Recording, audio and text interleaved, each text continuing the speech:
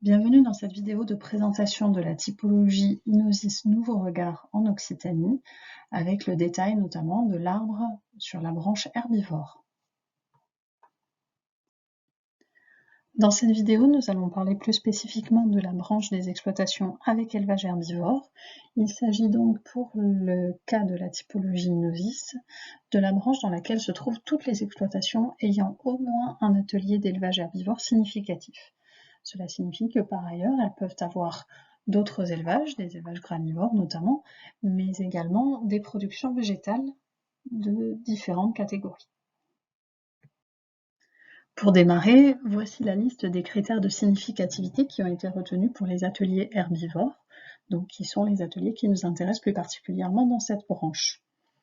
Pour ces seuils de significativité, nous avons réutilisé dans la plupart des cas les seuils qui avaient été identifiés en 2010 et qui n'ont pas bougé, donc avec 5 vaches laitières, 50 brebis allaitantes, 25 brebis laitières, 10 vaches allaitantes ou 10 bovins à l'engraissement. Les seuils qui ont été modifiés sont celui de l'atelier caprin et celui de l'atelier équin. Donc pour les chèvres, nous avons abaissé le seuil à 25 chèvres, puisqu'il était à 50 en 2010, et conservé la spécificité des chèvres en transformation laitière, où le seuil est abaissé à 10. Pour l'atelier équin, c'est un petit peu différent. En fait, l'atelier équin était entièrement passé dans le groupe des exploitations avec élevage particulier. Et là, pour 2010, nous avons fait le choix de retenir dans la branche avec herbivore les exploitations équines boucherie avec un seuil de juments et ponnettes de trait supérieur ou égal à 5.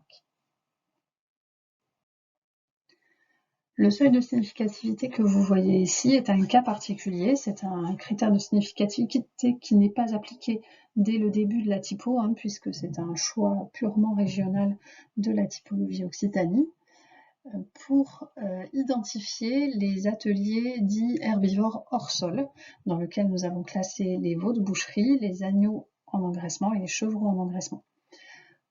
Pour ce critère-là, nous avons utilisé les mêmes seuils dans les 3 espèces, donc la présence de sorties veaux de boucherie ou de places d'engraissement d'agneaux ou de chevreaux supérieures ou égales à 40, et le fait que ces animaux représentent soit plus de 1,3 fois le nombre de femelles en reproduction, ou le fait qu'il n'y ait pas de femelles en reproduction, donc de vaches, de brebis ou de chèvres dans l'exploitation. Ce cas particulier a été réalisé pour répondre à une demande des experts qui était d'identifier ces ateliers un peu spécifiques. Donc les exploitations avec élevage herbivore en Occitanie représentent un peu plus de 17 000 exploitations. Nous avons d'abord fait un tri entre les présences ou non d'herbivores laitiers. Donc j'ai toujours cette histoire de priorité des ateliers les uns par rapport aux autres. Donc on a considéré que la présence d'un élevage laitier était très impactante pour le système, donc on a trié d'abord les exploitations qui n'ont pas d'élevage laitier et les exploitations qui ont un élevage laitier significatif. Parmi ces deux groupes-là, nous avons ensuite trié ceux qui ont présence d'un atelier végétal significatif de ceux qui n'en ont pas. Et nous avons là donc la polyculture élevage qui se sépare des élevages spécialisés.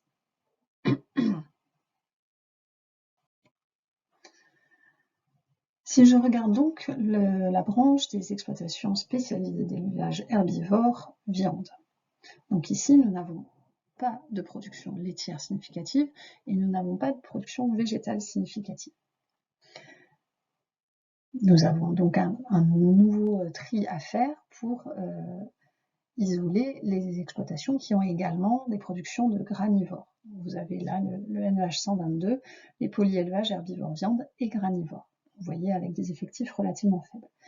Dans notre groupe exploitation spécialisée d'élevage herbivore viande, nous avons donc un peu plus de 9000 exploitations en Occitanie qui se subdivisent entre bovins viande, ovins viande et mixtes avec équins, bovins ovins, bovins équins, etc.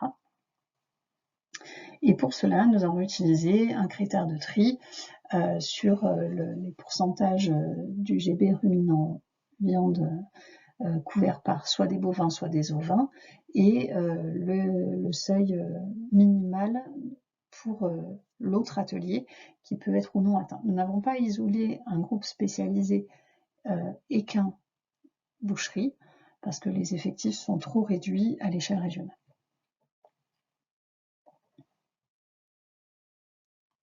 Pour le groupe des élevages spécialisés bovins-viande, nous avons repris les critères de tri qui avaient été utilisés en 2010 et qui paraissaient toujours correspondre. Donc, il s'appuie sur l'enrichissement de la base de données recensement agricole 2020 avec des données BDNI. Donc, nous avons distingué les engraisseurs, les naisseurs-engraisseurs de veaux, les naisseurs-engraisseurs d'autres bovins et les naisseurs. Et ensuite, un groupe diversifié qui regroupe toutes les exploitations qui n'avaient pas réussi à rentrer dans un des autres groupes. Donc pour les critères de tri, je ne vais pas les détailler à l'oral, mais vous les avez, qui sont tous écrits ici. On se base sur le nombre de naissances par rapport au nombre total de bovins, on se base sur l'âge des animaux qui sont vendus et sur la répartition dans ces différentes classes d'âge. En fonction de ces critères de tri, on obtient donc nos différents groupes qui correspondent à l'image que nous avons de la filière bovine en Occitanie. Pour aller un peu plus loin sur les engraisseurs, nous avons distingué ceux qui ont des veaux de boucherie et qui sont spécialisés veaux de boucherie.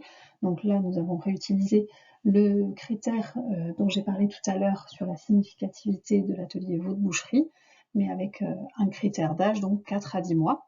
Et ceux qui sont engraisseurs hors veaux de boucherie, donc par défaut de ce groupe-là. Pour les naisseurs-engraisseurs, nous avons tout d'abord un premier tri en fonction de l'âge des veaux qui sont vendus pour distinguer les veaux sous la mer et les veaux lourds. Puis derrière, à la demande des experts, nous avons décidé de regarder la voie femelle avec le pourcentage de génisses de plus de 10 mois qui partent à la boucherie sur ces deux groupes-là. Pour l'instant, ce chiffrage n'a pas été effectué pour des raisons de vérification de variables qui restent à faire. Pour les naisseurs-engraisseurs autres que des veaux, nous avons distingué également en fonction de l'âge des animaux vendus, donc avec les très jeunes bovins mâles, les jeunes bovins mâles et les bœufs et taureaux. Au niveau national, il a été proposé ensuite sur ces groupes-là de regarder également la voie femelle, mais en Occitanie, comme vous pouvez le constater, on a des effectifs qui sont pas forcément très élevés à ce moment-là.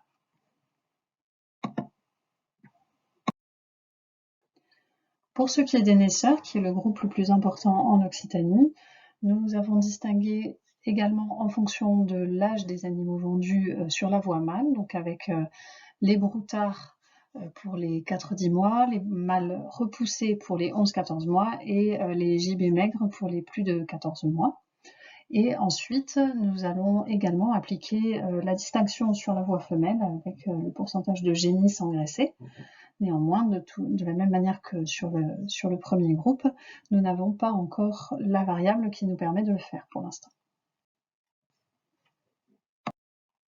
Pour les exploitations spécialisées au vin viande, nous avons appliqué un tri lié au pastoralisme.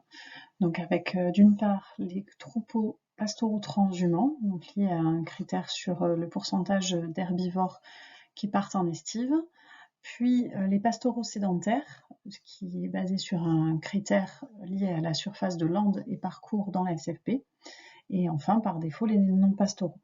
Ensuite, le tri suivant s'effectue selon la taille de troupeau avec un seuil à 200 brebis. Pour le groupe des herbivores mixtes, donc avec des équins ou avec des mixtes bovins-ovins, le tri a également été effectué avec le critère sur le pastoralisme, mais sans distinguer ici les transhumants, puisque nous estimons avoir des effectifs trop réduits pour cela.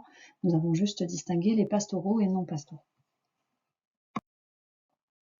Pour le groupe des exploitations en polyélevage herbivore, viande et granivore, nous avons utilisé les seuils de significativité des ateliers pour distinguer entre les exploitations qui ont plusieurs atelier herbivore viande et un atelier herbivore hors sol avec des granivores, donc avec notre seuil établi et que j'ai présenté tout à l'heure pour Occitanie.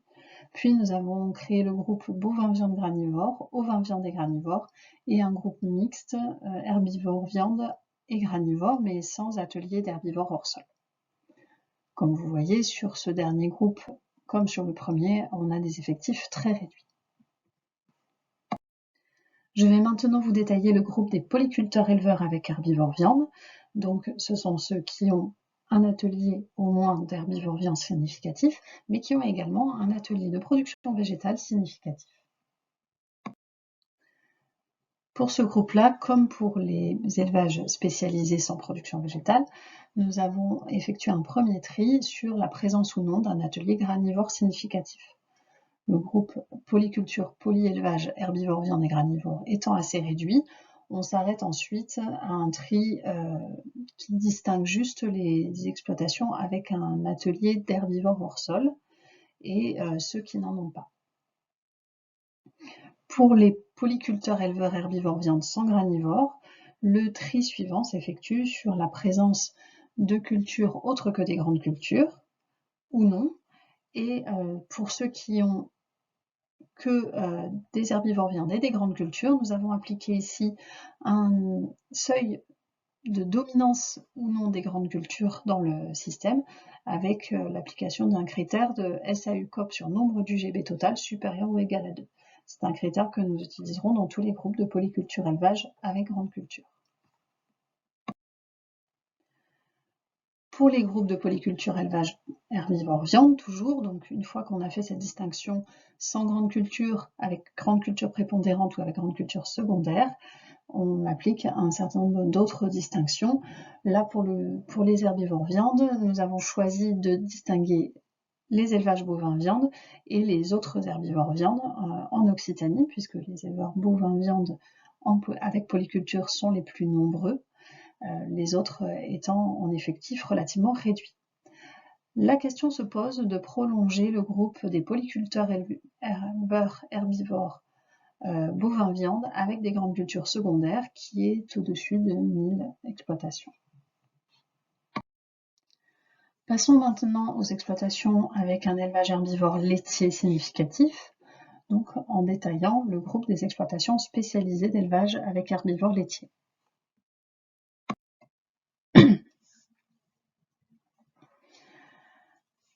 Dans les spécialisés d'élevage avec herbivores laitiers, nous avons tout d'abord trié ceux qui n'ont que de l'élevage laitier et ceux qui ont de l'élevage laitier avec un autre atelier d'élevage qui est soit des granivores, soit des herbivores viande, soit les deux. Dans les spécialisés laitiers, nous avons de la même manière que pour les viandes distingué entre bovin lait, caprin lait, ovin lait et multi-espèces. Donc avec le même système de pourcentage des UGB.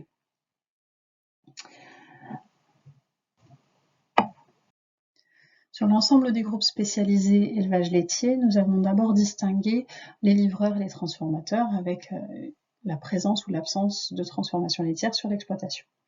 Pour les spécialisés bovins lait, vous pouvez voir que le nombre de transformateurs est assez réduit. Nous avons donc arrêté là la branche des bovins lait. Par contre, sur les bovins laitiers livreurs, nous avons distingué les livreurs bio des livreurs conventionnels.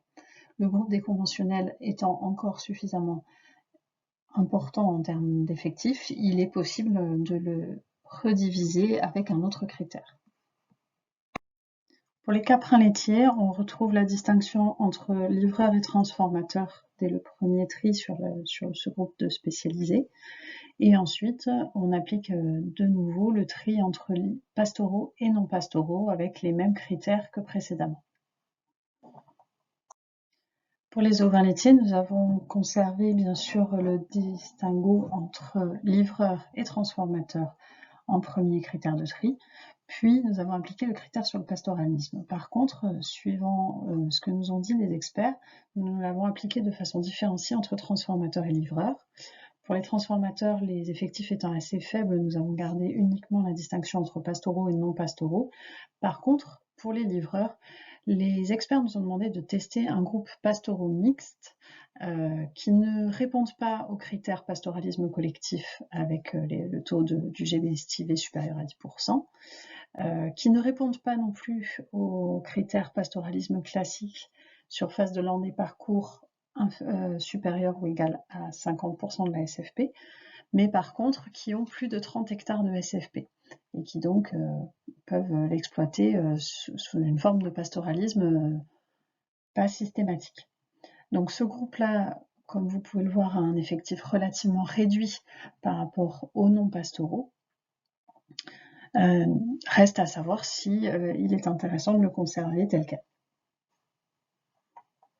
Ensuite, nous appliquons un différentiel en fonction de la taille des troupeaux avec deux seuils à 300 et à 500 brebis, ce qui peut poser question notamment sur les groupes pastoraux puisque nous avons un effectif très réduit sur les grands troupeaux. Donc il serait peut-être plus judicieux de rassembler moyens et grands troupeaux et de ne garder que le seuil de 300 brebis.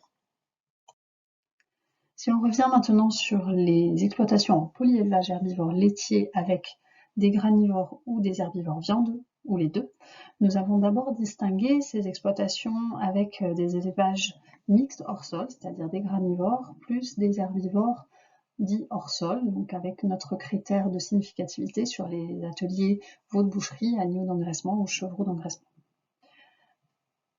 Pour le reste des exploitations, nous n'avons pas de granivores ni d'ateliers hors sol herbivores, donc nous avons des exploitations mixtes en herbivores lait et viande, dans lesquelles nous avons distingué d'abord selon l'espèce laitière, bovin lait, caprin lait ou ovin lait, puis selon l'espèce viande, entre bovin et ovin. Donc vous voyez qu'ici on a des effectifs relativement bien répartis entre les différents groupes, le plus important étant le groupe mixte bovin-lait, bovin-viande, qu'il est éventuellement possible de prolonger si nécessaire. Pour terminer avec la branche herbivore, nous allons regarder le groupe polyculture élevage avec des herbivores laitiers qui compte un peu moins de 1000 exploitations en Occitanie. Dans ce groupe-là, de la même façon que pour les viandes, nous avons d'abord distingué les élevages avec granivores et ou herbivores viande et ceux qui n'ont que de l'élevage laitier. Ensuite, pour les deux groupes, nous avons appliqué le même critère que pour les groupes polyculteurs éleveurs viande, c'est-à-dire distinguer ceux qui ont des productions autres que des grandes cultures, en production végétale, ceux qui ont des grandes cultures prépondérantes avec un seuil de 2 fois le nombre du GB, un seuil d'hectares grande culture de 2 fois le nombre du GB, et ceux qui ont des grandes cultures secondaires. Le groupe le plus important étant ce dernier, les polyculteurs éleveurs herbivores laitiers avec des grandes cultures secondaires, que nous avons subdivisés ensuite en fonction des espèces dominantes avec les bovins, les ovins et les mixtes ou caprins, puisque les caprins étaient très peu nombreux dans ce groupe. Merci pour votre attention, c'est terminé pour la branche herbivore. Vous pouvez maintenant consulter nos autres vidéos pour découvrir les autres branches de l'arborescence typologique.